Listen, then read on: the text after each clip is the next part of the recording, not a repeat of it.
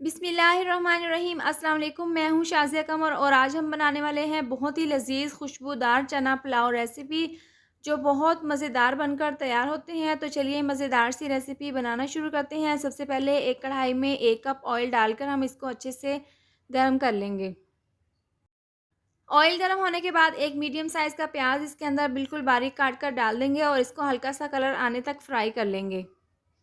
प्याज में हल्का सा कलर आ चुके हैं तो इसके साथ ही 2 चम्मच भरकर हम इसके अंदर लहसुन अदरक का पेस्ट डाल देंगे और ये डालने के बाद इसको अच्छे से मिक्स कर लेंगे। मिक्स करने के बाद एक टमाटर को हमने बिल्कुल बारीक काट लिया है, ये हम इसके अंदर डाल देंगे और इसको हम अच्छे से मिक्स कर लेंगे।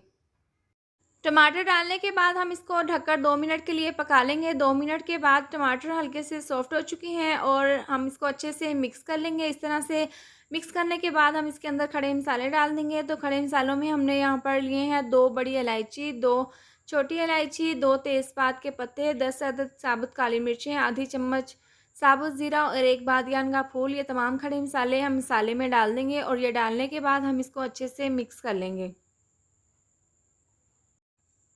खड़े मसाले डालने के बाद हमने इसको अच्छे से मिक्स कर लिया है और बहुत ज़बरदस्त सी मसाले में खुशबू आ रही है। इसके बाद हम इसके अंदर पिसे हुए मसाले डाल देंगे। तो आधी चम्मच कुटी हुई लाल मिर्च, 1 चम्मच भरकर धनिया पाउडर, आधी चम्मच हम इसके अंदर डाल देंगे पिसी हुई काली मिर्च और आधी चम्मच पिसा हुआ गरम मसाला और ये तमाम से पिसे हुए मसाले डालने के बाद हम इसको अच्छे से मिक्स कर लेंगे।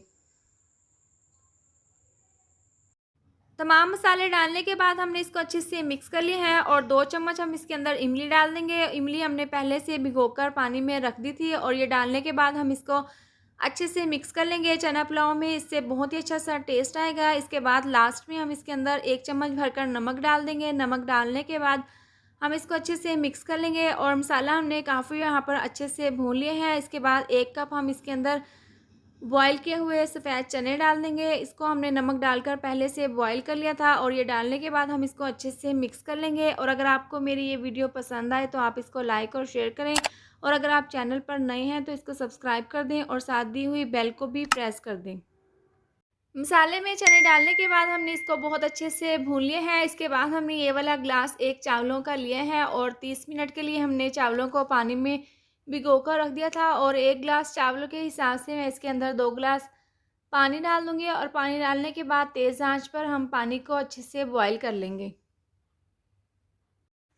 पानी में बॉयल आना शुरू हो चुका है। एक दफ़ा हम इसको अच्छे से मिक्स कर लेंगे और मिक्स करने के बाद हम यहाँ पर इसके अंदर चावल डाल देंगे। वाइट गोल्ड बासमती चावल हमने 30 मिनट पहले पानी में भिगोकर रख दिए थे और ये तमाम चावल डालने के बाद हम इसको अच्छे से मिक्स कर लेंगे और मिक्स करने के बाद हम इसको ढककर पका लेंगे।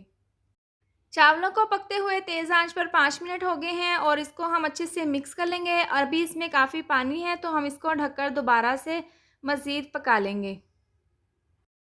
चावलों को ढककर हमने 2 से 3 मिनट तक मज़ीद पका लिया है और पानी अच्छे से खुश्क हो चुका है और एक दफ़ा हम इसको दोबारा से अच्छे से मिक्स कर लेंगे और मिक्स करने के बाद हम इसको ढककर तकरीबन 10 से 12 मिनट के लिए दम पर रख देंगे। चावलों को दम पर रखे हुए 10 मिनट हो गए हैं। 10 मिनट के बाद ढक्कन खोलकर हम इसको चेक कर लेते हैं। तो माशाल्लाह से आप इसकी लुक चेक कर सकते हैं कितनी ज़बरदस्त है। चावल बहुत ही खिले-खिले बनकर तैयार हुए हैं। बहुत ही ज़बरदस्त इसकी खुशबू है। इसके बाद हम इसको प्लेट में निकाल कर सर्व कर लेंगे।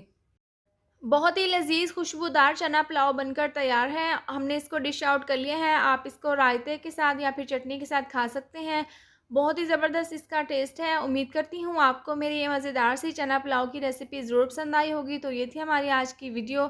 अगर आपको मेरी ये वीडियो पसंद आई हो तो आप इसको लाइक और शेयर करें और अगर आप चैनल पर नए हैं तो इसको सब्सक्राइब कर दें और साथ दी हुई बेल को भी प्रेस कर दें ताकि मेरी आने वाली हर नई वीडियो का नोटिफिकेशन आपको मिलता रहे। अल्लाह हाफ़िज़।